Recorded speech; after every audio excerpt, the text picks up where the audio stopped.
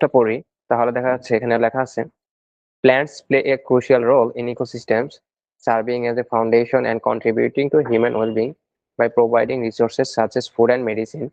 In order to gain a deeper understanding of how plants can adapt and remain resilient in the face of challenges like climate change, scientists have developed an innovative mathematical model. তো normally আমরা একটা reading যদি পড়তে যাই, তাহলে এটা এভাবেই তো আমরা পড়ি, রাইট? বাট আমরা যখন মানে প্র্যাকটিস সেশনে চলে যাব, তখন এটার কিছু ছোট ছোট ডিফারেন্ট আমাদের আনতে হবে, কিছু চেঞ্জেস আনতে হবে। আমার কি কি করতে হবে, কি কি করতে হবে না, মানে কি কি করলে আমরা মার্ক বেশি পাবো, কি কি করলে অ্যাভয়েড করলে আমাদের মার্কটা ভালো আসবে, কি কি আর কি কোন জিনিসগুলো করলে মার্কটা একদম মানে একদম ডাউন হয়ে যাবে। তো সেই জিনিসগুলো আর কি আমরা আজকে জানবো। আমি শুরুতেই লিখছি মাস্ট বি অ্যাভয়েডেড।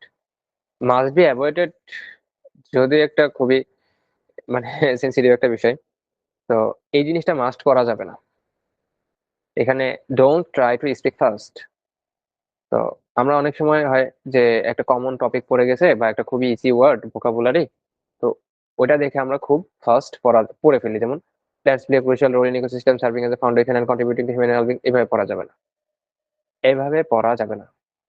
তারপরে হলো ওভার স্পিড যেটাকে বলে, সেটাতে পড়া যাবে না। ওভার স্পিড বা ওভার স্ট্রেস, ইন্ডিভিজুয়াল কোনো ওয়ার্ড এর দিকে বেশি স্ট্রেস দেওয়া যাবে না বা বেশি জোর দেওয়া যাবে না, এই জিনিসটা করা যাবে না। আচ্ছা, ট্রাই টু রোবোটিক ওয়ে। তো যখন থার্ড পার্টি পোর্টাল গুলোতে আমরা প্র্যাকটিস করি, তখন দেখা যাচ্ছে যে আমরা ট্রাই করি যে রোবটের মতো করে বলতে, যে আমি তো এই রোবটের সাথে কথা বলবো, রোবটের সাথে এক্সাম দিব, আমার হয়তো বা এইভাবে পড়লে আমাকে মার্ক বেশি দেবে, পোর্টাল গুলো তো আমাকে মার্ক বেশি দিচ্ছে, তো এইভাবে পড়লে হয়তো মেইন এক্সামে আমি একটা খুব একটা বেশি একটা মার্ক পেয়ে যাবো। বাট এটা ভুল, এটা করা যাবে না। আচ্ছা, do not change your accent. Accent বলতে আমরা রাইট নাও যেভাবে আমরা যেমন বাংলা কথা বলি, আমরা তো আমাদের একটা অ্যাকসেন্ট আছে, রাইট?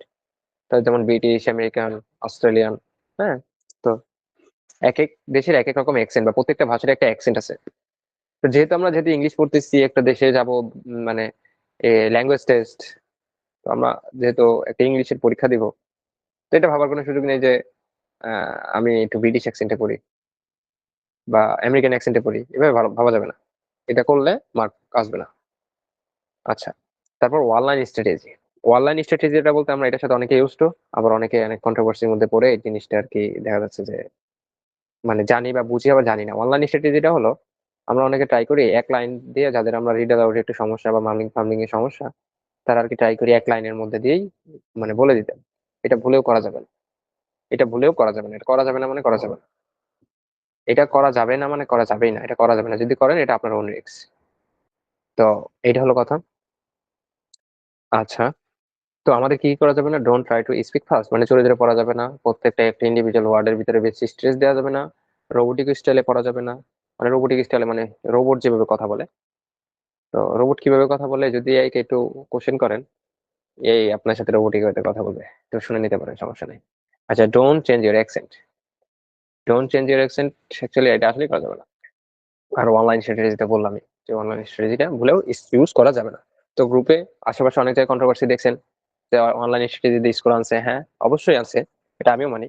বাট এখানে মানে সুবিধা করার সুবিধা করার চেয়ে তো অসুবিধাটাই বেশি। হ্যাঁ, এটা খুবই রিস্কের উপর একটা ব্যাপার স্যাপার। বাট এরপরও করতে পারেন যদি আপনি, এটা থাকবে আপনার নিজের উপরে রিস্ক। হ্যাঁ, ওকে। বাট আমি সাজেস্ট করবো না কাউকে। আচ্ছা, তারপর ফলো দ্য মেথড, এটা খুবই খুবই ইম্পর্টেন্ট। তো রিড অ্যালাউড শুরু করার আগে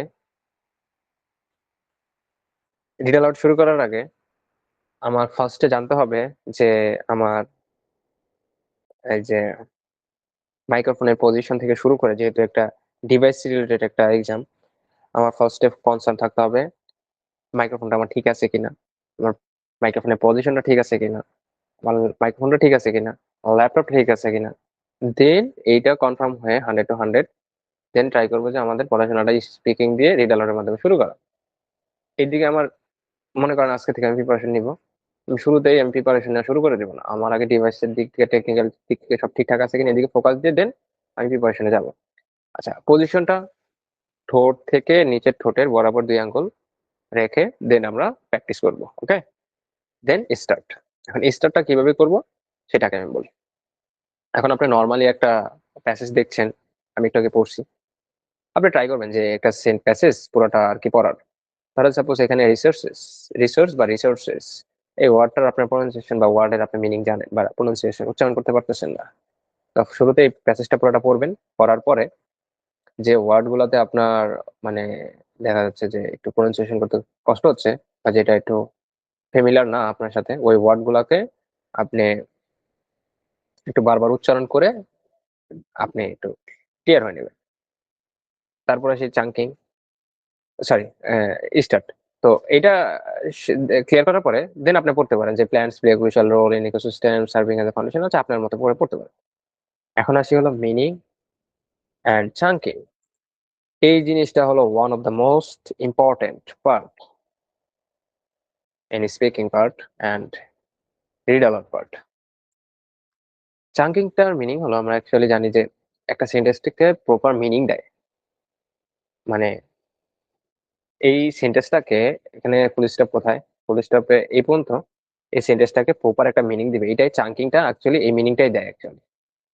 এছাড়া চাঙ্কিং এর আর কোনো কাজ নাই। তো অনেক সময় আমরা যখন এক্সাম দিই তো দেখা যাচ্ছে যে আমরা মকে ভালো একটা মার্ক পাচ্ছি, বাট আমি মেইন এক্সাম হলে গিয়ে আমি খুব একটা ভালো করতে পারতেছি না, আমার মকে আসতেছে ভালো 65-70, বাট মেইন এক্সামে আমার কেন মার্ক আসতেছে না?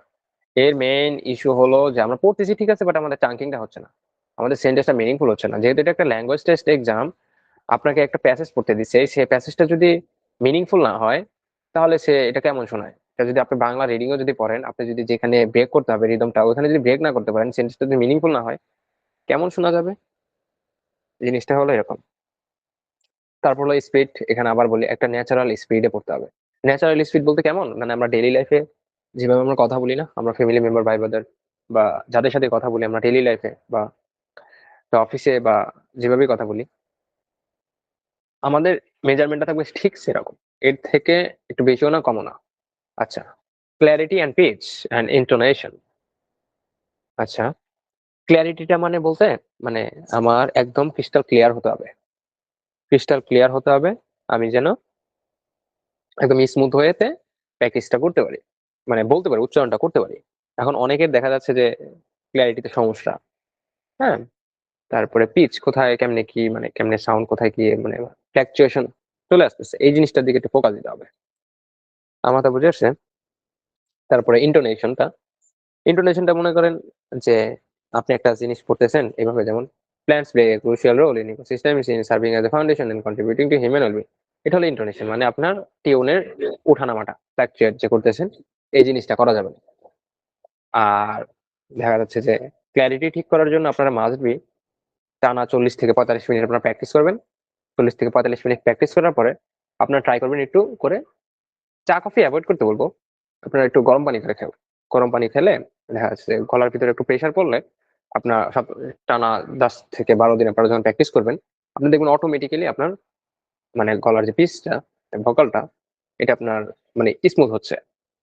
এই জিনিসটার দিকে একটু ফোকাস দিতে হবে, এটা যদি দিতে পারেন তাহলে দেখা যাচ্ছে যে একটা টাইম পরে আপনার সবকিছু ওকে হয়ে যাচ্ছে।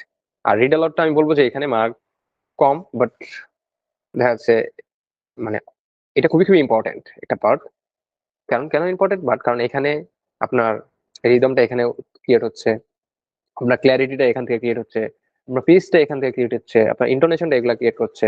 তো এইখান থেকে ক্রিয়েট হয়ে আপনার এটা read aloud, repeat sentence, describing, read lecture, summarise, group discussion, response সিচুয়েশনে গিয়ে আপনার এটার ইফেক্টটা ওখানে ফেলবে।